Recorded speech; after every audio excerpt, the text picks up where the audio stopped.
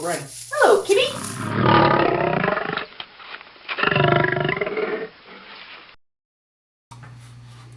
Are you looking to do a safari in the Western Cape of South Africa?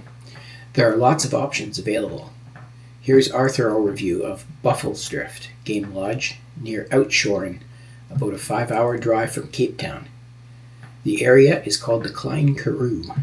It is a large private game reserve with luxury glamping accommodations. This place is generally quiet, although some outside tours arrive for lunch and activities on some days, so it can get a little busy, especially around lunchtime. Starting with the accommodation. There are a variety of luxury tents for couples and families, 25 tents in total. All tents have king or double-sized beds, ensuite bath with tub, outside shower, and they are very clean and comfortable. All the tents have air conditioning and ceiling fan, although it still might be warm during the day, but you'll be out finding animals then anyway, so who cares? There is no outside lock to the tent, which can be locked from the inside only, but there is a small safe for valuables. We paid extra to have a water hole tent, thinking that we would see animals coming down to the water to drink, but we never actually saw that. But you will see wildlife at your tent regardless. There are Nyala antelope and other animals and birds wandering around, so you will see them.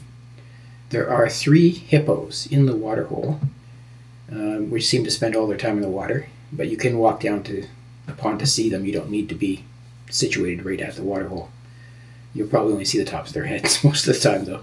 The downside of being at the water hole is that there are millions of birds, and the Egyptian geese in particular are noisy buggers, squawking all night long. Buffelsdrift does provide earplugs for you, and you're going to need them. If I was going back, I would prefer to have a tent away from the watering hole, so maybe save yourself a little money as well. As for the other facilities here, it's a beautiful place with nice buildings, walkways, and gardens. You can book all your activities at the lobby. There was one nice restaurant. There is also a nice pool. Remember not to go for a dip in the watering hole. I don't think the hippos would approve. The food. We were surprised by the food all through our trip to South Africa. This country is probably my favorite food destination to date. The food here was no exception. All meals were great. We also didn't know in advance that all meals here are included in your package price. There's a buffet breakfast. Lunch and dinner are a la carte. The lunch and dinner menus are limited for included meals.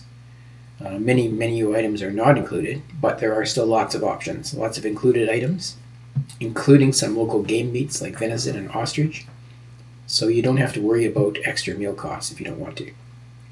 Obviously, drinks are extra and were very good as well. What you having, Wanda? Okay, so I am having a venison burger. Venison.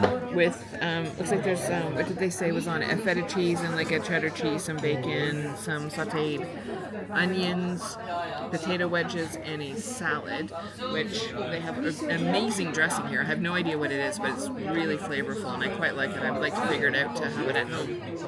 And what are you having? Yeah, sorry for the noise. It's really loud in here. So you're having a relatively cute animal with a deer. Yeah, I'm being bad. But not as bad as what you're about to announce. No, I mean, there's cute birds like penguins. They're very cute. I would never eat a penguin. But this is an ostrich. They're not cute. There's nothing cute about an ostrich. So ostrich pasta and Namibian windhoek beer. On-site activities. This area is a large protected wildlife park of about 3,000 hectares. This is divided into different sections for you to visit. The largest section has tons of antelope species, lots of smaller animals and birds, zebras, giraffes, rhinos, buffaloes, and they're living pretty much wild. The second largest area is much the same, with lots of antelope species and smaller animals, and currently one adult female cheetah and some cubs, which are living wild. Next largest area is for the elephants. with a grazing area but not living wild. They are friendly and you can feed them and touch them, which is cool. Lastly, there is a 50-hectare fenced area for lions, which are pretty much living wild, even though they're fed twice a day from outside the fence. They are not friendly, but it's really cool to go and watch the feeding.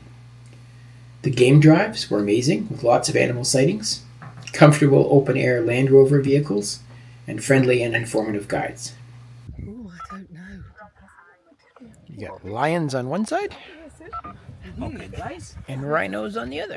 on the other side, and if you guys are happy, we can try and rush and see the meerkats.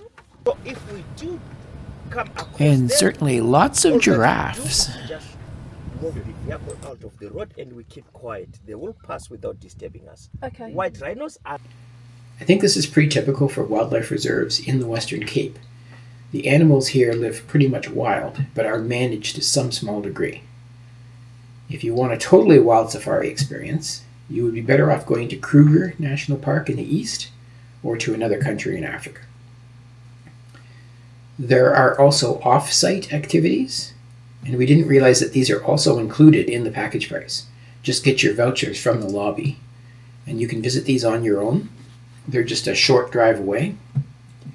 You can visit Kango Caves, the largest cave system on the continent.